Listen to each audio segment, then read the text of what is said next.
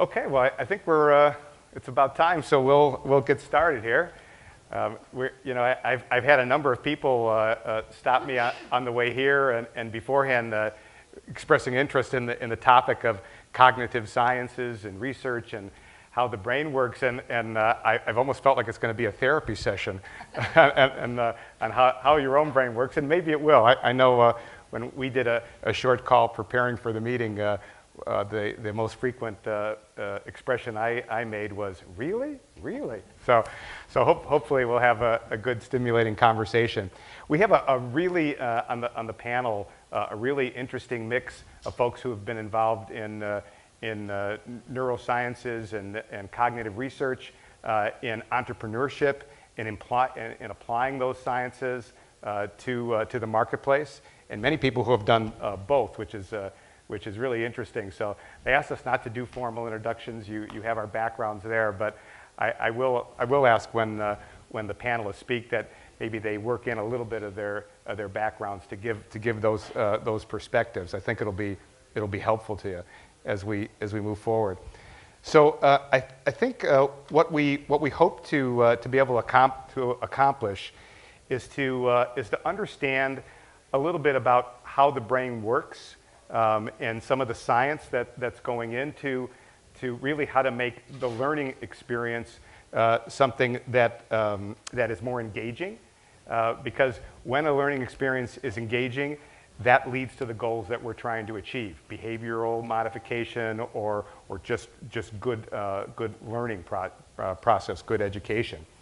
And so as we think about that, we're going to talk a little bit about what's new in the science and what we all have learned, and importantly, how we can apply that, and what are the hurdles to being able to apply some of the things we've learned. So as we kick that off, let's start with, what are you seeing? What are the folks on the panel seeing that you find interesting, exciting, and very applicable in terms of the cognitive sciences and what we have to work with to apply to the future? Okay, Paula.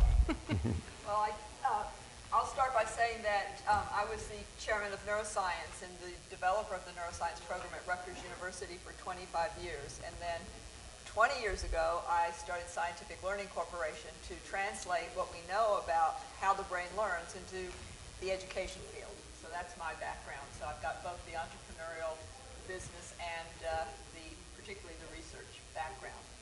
I would say that in neuroscience, there's so many breakthroughs. We've learned more about neuroscience in the last 25 years than we knew in all time before that. But the biggest breakthrough that has implications directly to education is neuroplasticity. The understanding that the brain literally forms itself based on the experiences. The cells, the neuronal connections are based on our actual experience. And we've learned how to drive that experience very, very specifically in terms of what it takes for the brain to become more efficient, more effective, and more enduring. So that would be my insight, is that the biggest change, the biggest advance, the biggest breakthrough that relates to neuroscience directly is neuroplasticity, and the fact that we now know specifically how to drive neuroplasticity to improve basic capacities. That's number one. Number two, the understanding that basic cognitive and perceptual and motor skills are highly plastic. They can be driven quite substantially no matter where you start through individually adaptive training. And the goal that we developed at Scientific Learning is, how do you translate specifically the science into a form, which we created a platform called Fast for Word, which is now used in 55 countries with almost 3 million children, to improve basic brain capacities, and on which we now know learning absolutely depends, and they're very straightforward ones. Perceptual skills, particularly how fast you can process information. We'd rather be on high-speed internet than dial-up. That is highly plastic. We can train how fast a brain processes. How much you pay attention, newsflash, attention is actually learned. We know how to train it. We can improve it in anyone. Memory skills. These are basic cognitive skills that are really important, and they're the basis of all learning. So that, I think, very exciting time coming into its own these days, and the understanding we can improve learning in any child. Which really says to me that we can have an impact. We can if have the a huge brain is impact. flexible, then what we're doing here can work. Yeah, when we first started, we thought you were born with what you got, and you got to just deal with it. Yeah. And that's not true. And is some of the work that you're all doing is supporting that, or what are the ways that this flexibility is really manifesting itself in the capabilities of what we can do? Yeah, I think that's a beautiful question. Are we mic'd, by the way? Are our mics on? Not very much. Yeah. Would you mind turning up our mics? Thank you. So I think I love the idea that you bring to this conversation about neuroplasticity and how our ability to improve our core cognitive capacities is really dependent on our ability to engage neuroplastic functions. And there are different windows of opportunity in these neuroplastic functions, such that in early learning we know that we have these really plastic brains that are highly moldable, highly influenced by experience. And we also have a second kind of window of opportunity, as coined by my colleague Larry Steinberg, in adolescence, where the adolescent brain is quite open to experience again. And so it gives us this kind of period of opportunity, but also this period of vulnerability. And so we need to be really mindful of how we're engaging our neuroplastic drives, to be really mindful that the experiences that we're architecting for our students are actually experiences that are really supportive of really building lifelong learners. And so I think it's really understanding that neuroplasticity is a really beautiful mechanism that we can harness, particularly as entrepreneurs and as scientists who understand the science of learning, but also how that's actually balanced with the stabilizing influence of the brain. So we need to actually develop brains that understand the regularities of our world, that understand how to move through a world that is not only highly changing, but also highly stable. And so this balance between neuroplasticity and neurostability, I think, is something that is a beautiful kind of opportunity for us to consider. So when you think about the power of neuroplasticity and what can be accomplished with that flexibility, are there tools that have been researched and that are in place, that are accessible, that people can access to harness that potential? So I think, I'll get to that question in a second. Okay.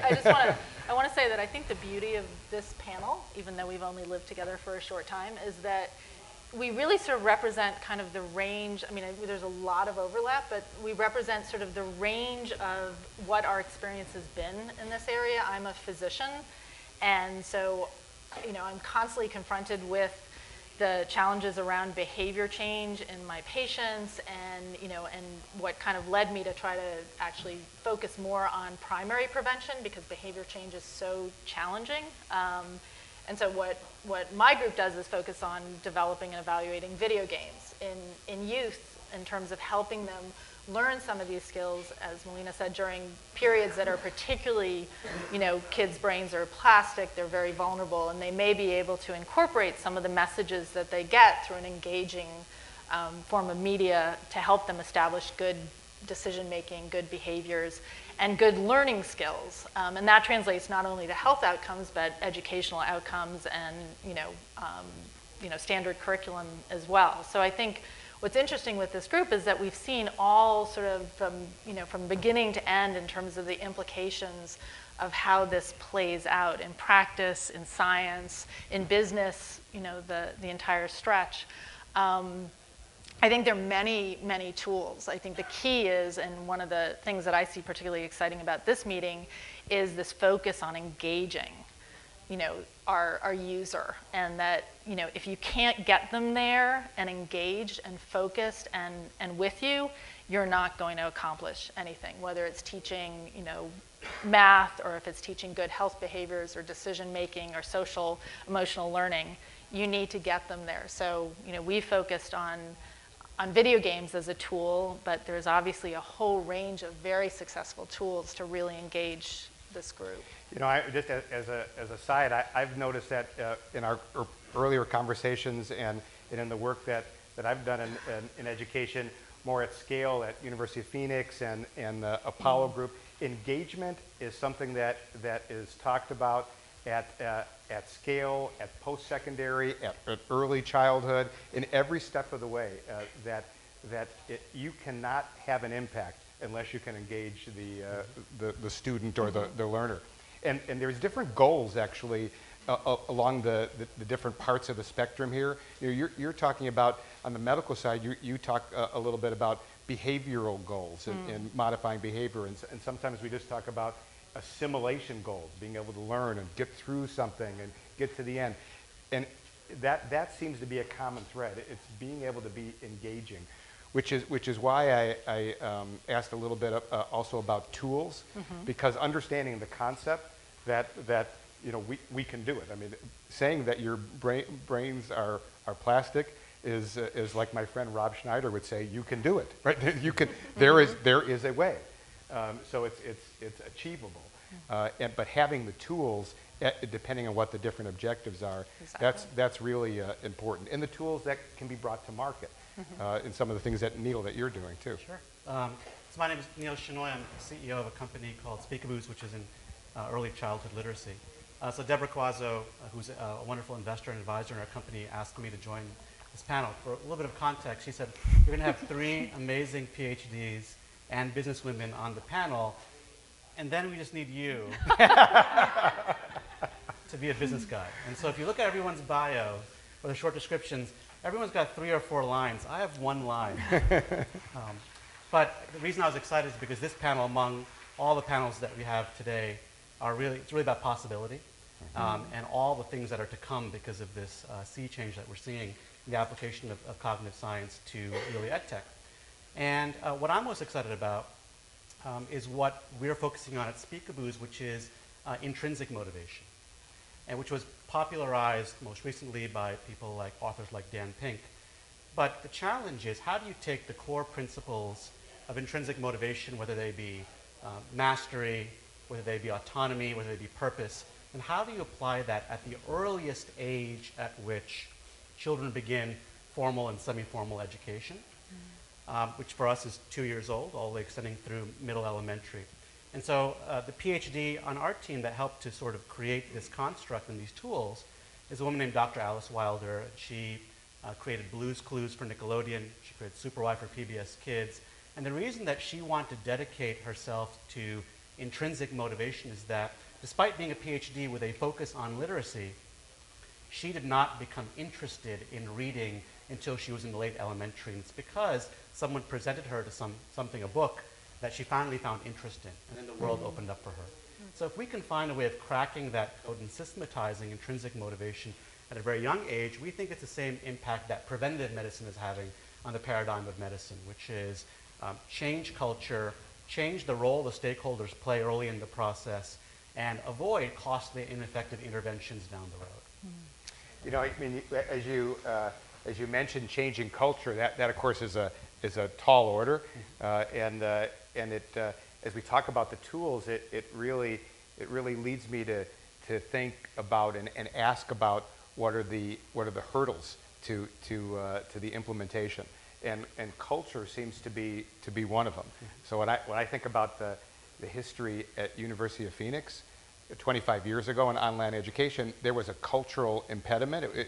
It didn't necessarily have anything to do with science, but there are cultural factors that impact acceptance, adaptability, and how have you raised that, changing the culture thing. Sure. How have you thought about the importance of changing culture in terms of getting over the hurdles and actually being able to implement some of these things that the science is showing? Part of it was intuition, a lot of it was luck. So when Dr. Alice showed up as our chief learning officer. She looked at our very nascent content catalog, and she said, look, we can create content this way, and we can probably go out there and do a nice efficacy study or summative research to stamp it. But with no formative research and with no evidence of learning theory and how we can apply intrinsic motivation, you're really doing a disservice. Why take the capital? And for a business person who very much wants to accomplish that end, we are tasked with creating things cheaper, faster, and better. And there's no way to do that if you're going to follow her mantra, which is the right mantra. So we said, okay, we're going to do things better, and we're going to find a way to do it not cheaper, not faster, but far more effectively. And so the cultural change that she brought to us as business people, as the founders of this company, is that if I can prove to you that following this methodology, this learning theory, this formative research process is going to create a better outcome, and you can wrap your heads around this being effectively a better commercial enterprise, all you have to do is to sell that into your investors and your board. And where the luck part came in, so we happened to have investors that were both fabulous commercial investors, but came from a background in ed tech. People like Deborah, people like Rick Siegel, founding partner of Rethink Education, people on the strategic side like Kyowon Group in Korea, which is a large education company. And so they were willing to both give us the capitalization and the runway to really build something that would last, realizing that part of the challenge that we would have is that other investors would have to value that investment, and the market would have to be able to distinguish and value that as well. And there was no guarantee that that was going to happen. Right. So it was Dr. Alice pushing upon us the importance of that cultural change, and having the luck of stakeholders that really bought into that, and gave us a chance that really demonstrated that. I'd like to push on this a little farther, because I know there's a lot of people in the room who are investors. I know there are people in the room who are entrepreneurs, and the cultural impediments that you bump up against in new things are going to be really a key part of it. What other cultural impediments have people bumped up against, and how have you dealt with those? Well, I want to respond to what Neal is saying in that as an academic scientist, it's really I get approached all the time to take one of my scientific inquiries to market, and there's no way that I would do it unless we would do it in the model that you're describing, where we really demonstrate efficacy, we demonstrate we take it through essentially a clinical trial, because we want to make sure we're not causing harm. We want to make sure that there's not something that we're missing that's actually that's really undermining the neuroplastic process that we think that we're engaging, but we may actually be doing harm. I was just talking in a prior conference about baby Einstein and how they didn't test baby Einstein products, and it turned out that baby Einstein was impressively detrimental to language development and attention deficits, and it was because they didn't test the process. And so what Neal is doing in his model is really kind of creating a new culture of kind of bringing clinical trials into ed tech research, which is massively supportive of someone like me who has a lot of scientific insight that could be that could go into a tech transfer, but I would never partner with somebody who isn't doing something like what Neal is doing. And so it's really, I think, drawing in the scientific community in a really beautiful way that I think really is the next stage in tech transfer of any of our scientific insights. Yeah. So thank you, Neal. Please, Paula. Well, at Scientific Learning Corporation, which is the company that I helped co-found, we were co-founded by 4 scientists who had never really had any experience in business before, but we knew that we had something that had the potential to be very powerful, and that was to change the culture about what it is that we need to do in education. We have to help children to reach their full capacity by building the fundamental learning skills: memory, attention, processing speed, sequencing, linguistic skills, reading skills, before we can expect them to be able to compete. And they're children who come to us in from so many different backgrounds. How do we make up for lost time for those children who have not had the same opportunities, let's say from lower socioeconomic or from poverty? So we came as scientists to this process. We also were extremely fortunate with our investors, our original major investor, Warburg Pincus, and others over the years, and a wonderful management team who also understood that if we didn't have efficacy, ultimately, then we wouldn't succeed. So you can sell it once, but if you can't get renewals, then because you didn't get efficacy, it's not going to do you any good. So we come from a culture of research. So we call ourselves scientific learning. We're not teaching science, we're teaching that we need science in education. And so I think having a real focus within the company that we can then go and show educators the actual results from other educational settings like theirs of real efficacy as compared to business as usual. I do want to also respond to one thing about this idea of intrinsic motivation. Came up in other ways, making education fun or interesting or motivating. The brain itself is a major prediction machine. I mean, if you had to say one thing about the brain, it's a neuroplasticity organism that's trying to predict what's about to happen next. It's happening at the neuronal level, building synapses, building connections. It's happening at every aspect of learning. We're trying to predict what's going to happen next so we don't get killed, right? So we're trying to get small bits of information and chunk it to bigger bits and just begin to be able to predict what's going to happen next. And when that is put to the brain in the right way, it's incredibly intrinsically motivating without having it to be too much fun. Of course, we've built apps or neuroprocessing exercises that were based on animal research, basically, how the brain actually learns, and turn them into, disguise them as computer games. So you can do that with computer games and make it fun, but it's important, I think, for educators to understand that learning itself is unbelievably motivating when it's presented in a way that you can be successful about 80% of the time. And there's no way to do that other than using ed tech. I'll let Dr. Scott for that, because that's the first time I've heard someone say it so elegantly. Thank you. Oh, thank you. So It can't be too hard and it can't be too easy. Right. And that's where this individual adaptivity is so critical, and that's what ed tech can really do, mouse click by mouse click, millisecond by millisecond. Success And it's- begets success. Yes, and it's fast and it's efficient and it's enduring when you do it right. And that's what Fast Forward has shown through 20 years of being able to help kids learn to read and improve their academic skills. So I would just add to that, maybe not as elegantly, because that really was that was very well done. But it set the foundation for that. I think there is a big focus on outcomes, and we're aiming for outcomes, and yet I would also say that the focus on process is really key. And when Paul was talking about motivation and that is really just as important in my mind. And I'm newer to this field, but we've been working with a startup company called YogaMe and focusing on mostly science and math games. And part of what we're looking at the outcomes in terms of performance in math, performance in science.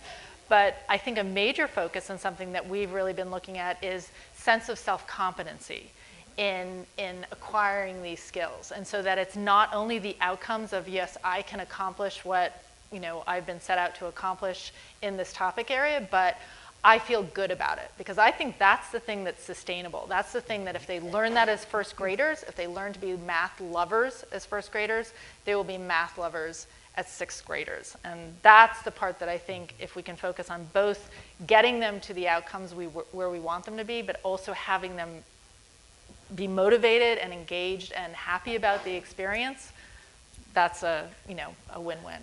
They're going to be happy when they're successful. Exactly. And ed tech can control the level of success. That's what's amazing. Right. Well, and the really interesting thing that you bring up about culture is there's a different culture that a kid engages in school versus when they're playing video games, right? And so what if you could actually use the principles of game design in school? What if you could use those principles of engagement, of keeping kids in that sweet spot of not too easy that they're bored, not too hard that they bail out? What if you keep them in the principles of keeping them at the at their idea that failure is actually good, that failure is actually a way for them to gather data, that failure is fodder for them to understand how they're actually moving forward in the game.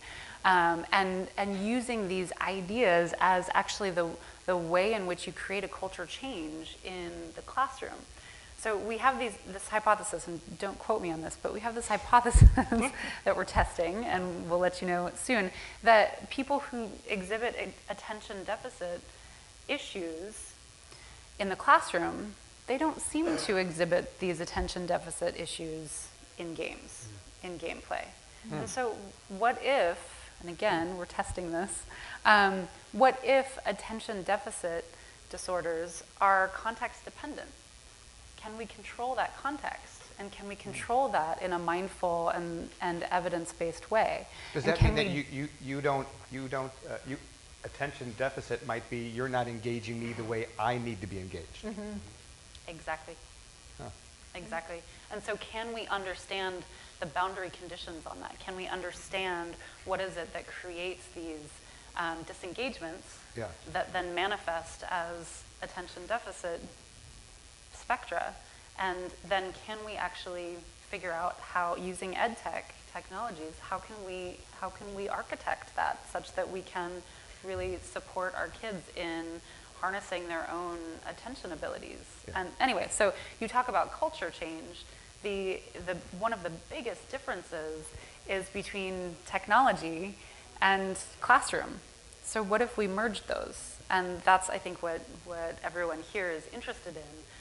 But really being able to understand what are the mechanisms that drive the successful culture of video game play and the sometimes unsuccessful culture of classroom. Well, the reason I ask about culture change, even with regard to that, is because I have experiences which lead me to be concerned that even, let's say we determine that there are great ways through gaming that we can engage a certain set of people. Are there going to be cultural resistances in the classroom, for example, that says, I don't want my kids playing games in the classroom, or I don't trust technology. I'm really trying to bring to the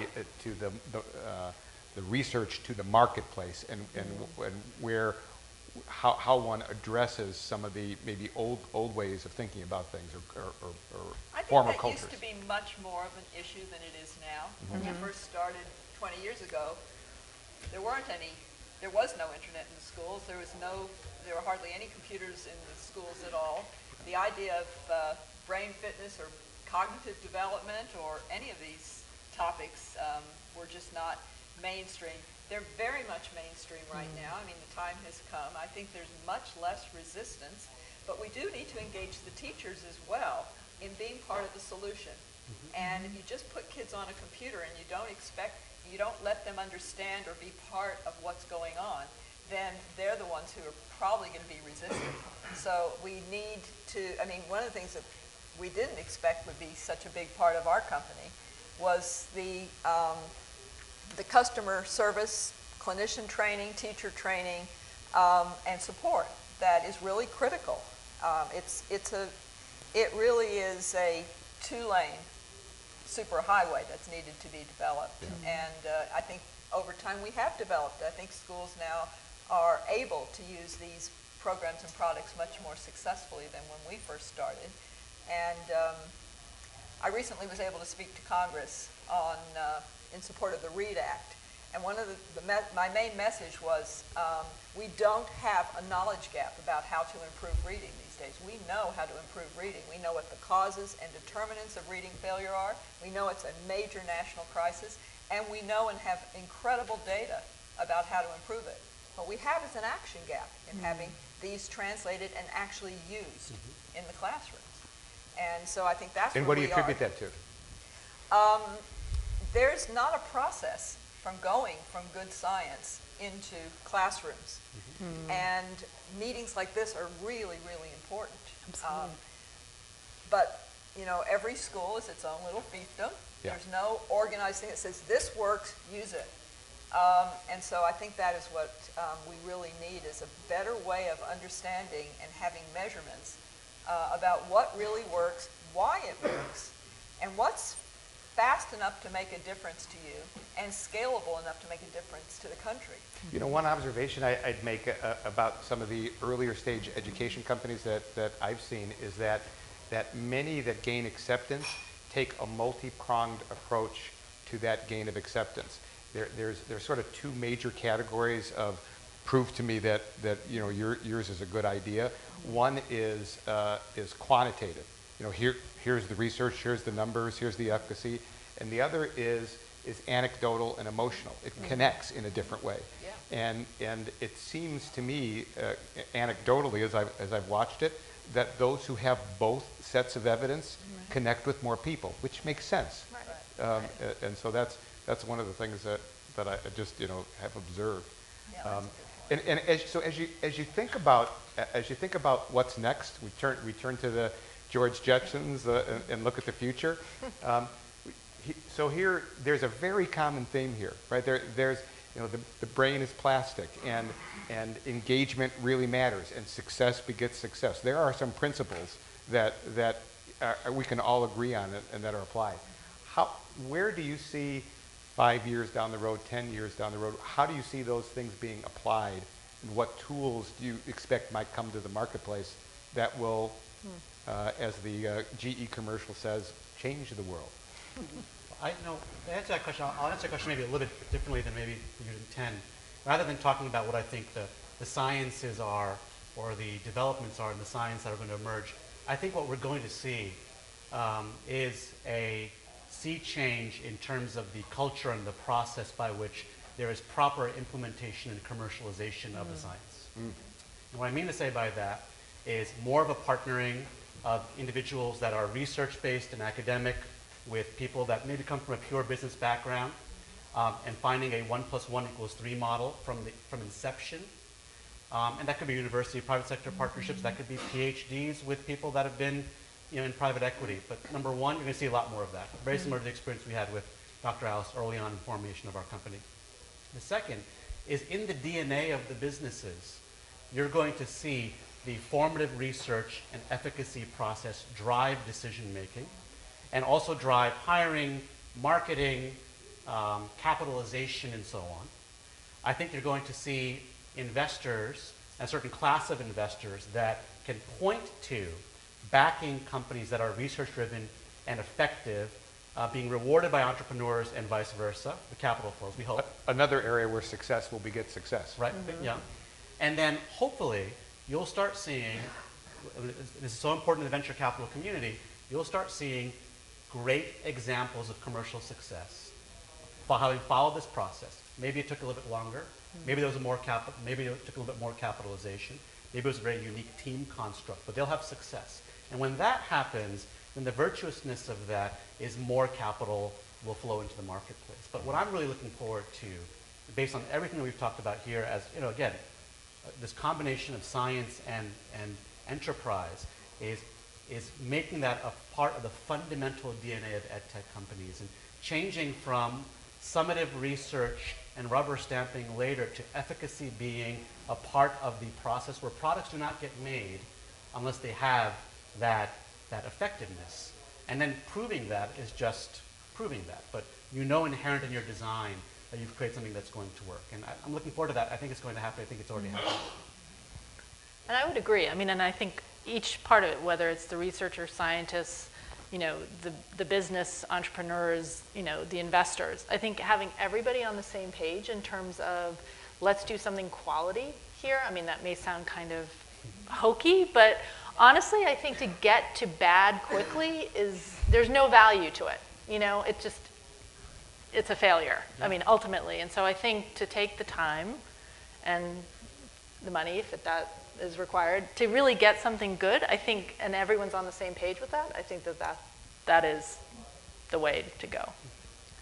I mean, go ahead. No, I was just going to say, in terms of where I think the future is going, and not only in terms of process, but I think in terms of content. I think we're really starting to see that we're not just building, we're not just trying to build better readers, better mathematicians, better, you know, the content domains of learning, but we're actually trying to get under that and get into the kind of core cognitive operations that we can really bolster. So, you know, a very easy and tractable one to think about that is kind of all the rage right now is executive function. So the, you know, the very multidimensional cognitive capacities of attention and working memory and, you know, multitasking.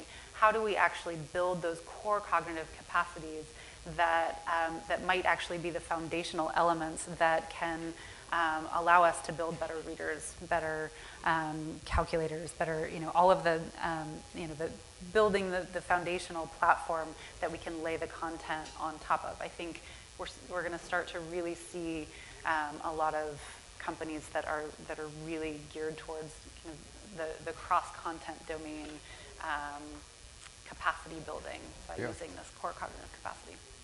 But here's where the real culture change comes in, because schools primarily do not know that they are responsible for building these capacities. They're responsible for teaching children to read, to do basic math, and for filling their heads with a lot of content. Okay, and what the core cultural change has got to be, that we've been chipping it away, as I said, for about 20 years at scientific learning, is that if you don't have these fundamental cognitive skills in place, and one particular one, which is speed of processing, how fast we process. I said we have to have high-speed internet to learn in our current world and to survive long-term in our current world. We need it inside our brain, and we know how to build that. We can build a faster, more effective, more efficient brain, and then demonstrate how generalizable that is to everything else that educators need to do. The problem is competing inside the schools for time and attention. And schools are in the business of teaching kids how to read. They're not even in the business of teaching them how to talk, much less teaching them the cognitive and perceptual skills that they need to become effective learners. There's a I put my hand up. So, Yep. So part of this will tell you with define this in scope for seat time, right? Seat time. So in your conversations with educators and policymakers in education or schools, have you been successful in having cognitive training or developing executive function seen as a important enough outcome that they will include in the traditional allocation of time or redefined seat time to include it? only visionary superintendents and principals. That, as I said, is the major cultural change that I think needs to be made, is the understanding that that seat time is not only equally valuable, it's essential for the rest of the seat time to be effective. So let's just push the concept of where this is heading for a second. So as I listen to the discussion, a question comes to my mind. If we define success, let's say we look at a number of efforts in companies 10 years from now who have been successful. And success will be you have effectively impacted at scale.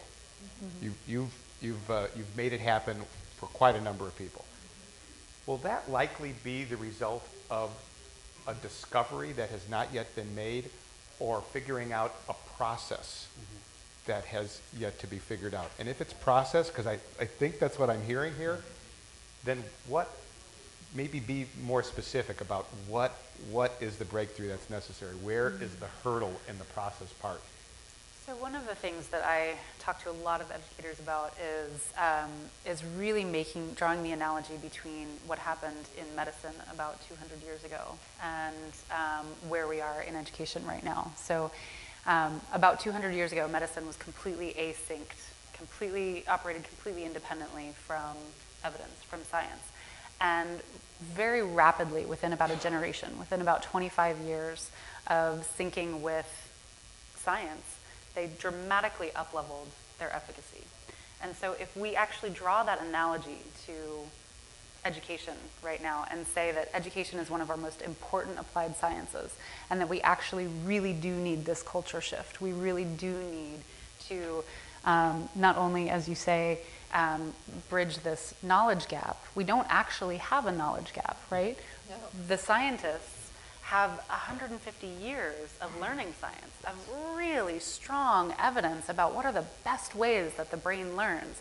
But we are shit at translating it. We are shit at bringing it to the educators and bringing it to the educators in a way that really works for them, in a way that actually is applied principles that can be brought into their classroom, that can be really well implemented, that are sometimes tiny adjustments that can make huge improvements in practice. So maybe those who will be successful 10 years from now will be the ones who move from saying, why don't you all listen to me, to let me figure out how you think about this. Absolutely. Yeah. Go ahead, Neal.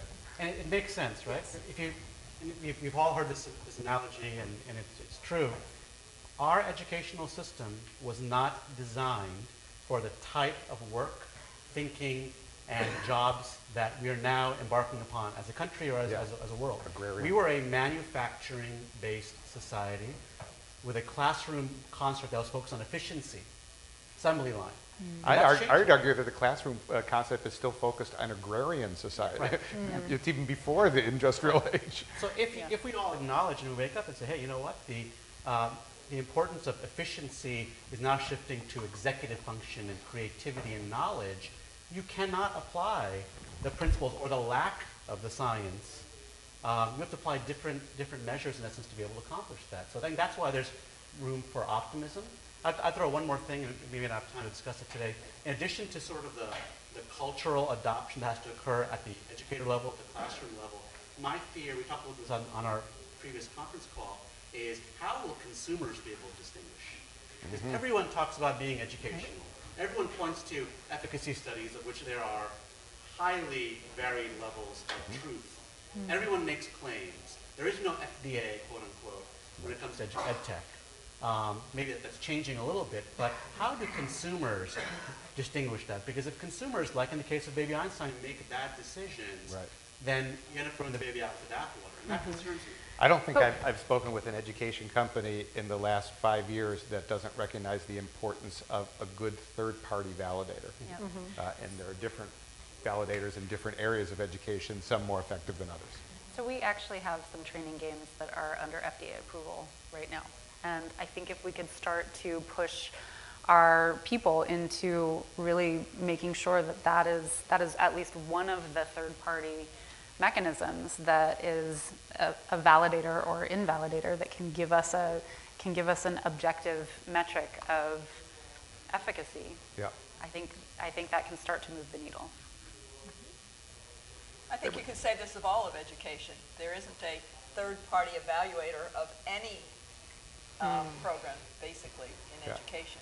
It's like what gets adopted gets adopted. Yeah. Maybe a better way to say would be trusted third-party evaluator. Right, trusted third-party evaluator, right. So that's, but, yeah. This gentleman has. I have a question.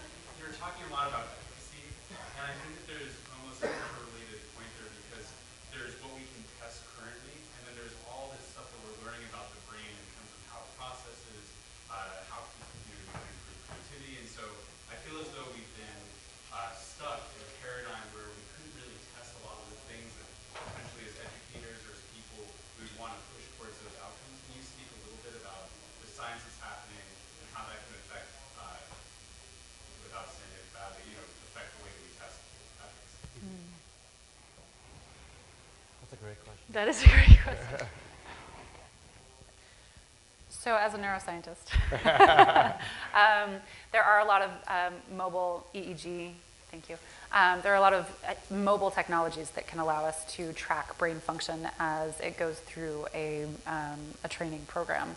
There are also a lot of, we have some really precise cognitive metrics that you can use as outcome measures, pre and post outcome measures that are actually gamified. We've turned them into game engines where you can get really, really precise cognitive metrics of how a brain is learning. So it doesn't need to be incredibly high tech. It's it's sort of high tech because it's iPad based, but we don't need to actually have the brain imaging technology to demonstrate that we're moving the needle. We can use some very fundamental cognitive science principles that are gamified or techified, so that we can actually look at them at scale. I'd also add that at the beginning we talked about how there are different objectives.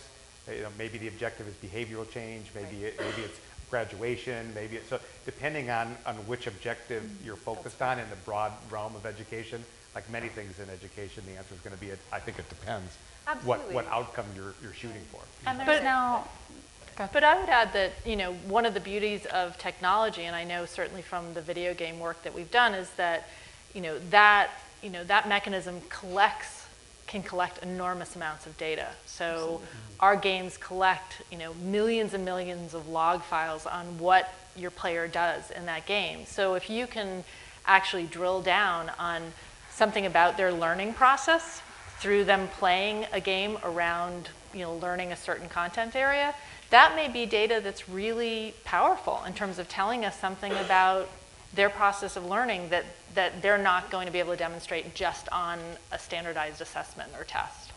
But I'm going to come back to one fundamental fact. Language takes us everywhere. If you do not have good language and communication skills, you are not going to be very successful in the 21st century economic world. You're not going to be very successful in your personal life. You're not going to be very successful in almost anything you want to do. So it is amazing to me how little focus there is in education on making sure that every child can speak the language in the culture they're supposed to be learning in, being English. So English language learning is critical, and we understand how to drive and improve English language learning. That's what we do with Fast Forward, W-O-R-D. It's fast, it's effective, it's enduring, and it's generalizable to everything else. So I don't think we have any problem assessing language. We understand when a child can speak well, when they can read well, etc. All the rest of it is gravy as far as I'm concerned. Well, the person who doesn't have any problem communicating is my colleague in the back of the room who tells me we're out of time, so in a very clear way. But we're going to be hanging around for a little bit afterwards. So it's really been a privilege to be. It makes me glad to be alive at this time. At this time where we're discovering things, it's really energizing. So thanks all for being with us. Thank you.